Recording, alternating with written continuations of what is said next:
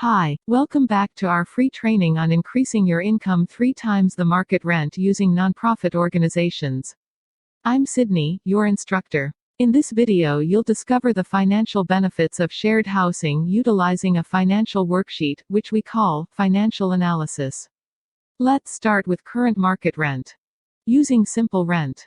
Let's say $500 rent for a 3-bedrooms 2-bath property. Tenant is now occupying the property. A month later, he stops paying rent and he tears up the property in the process. Now you have to file eviction and plus repair the property for a new tenant. Also, if that tenant moves out, you have lost 100% of your income, if any. This could be quite expensive. Second scenario, you have 3 tenants paying $500 per bed. Now, you are receiving $1,500 monthly.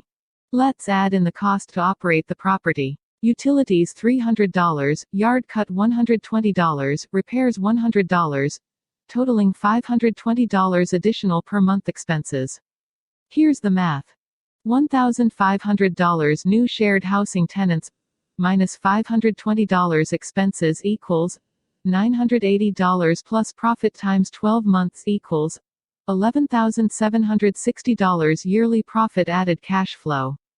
Based on these numbers and how real estate is valued, and with a cap rate of 10%, $11,760 divided by 10% equals $117,600 increase in value of the property. These rents are paid every month by nonprofits, depending on the program that tenant is in. Not only do you have better return, your rent is paid by an organization through government funding. This can greatly improve your cash flow needs. By utilizing this strategy, and if continued, you can increase your cash flow at a faster rate and with consistency. This concludes this video on financial analysis. In the next video, we'll touch on property setups. See you there.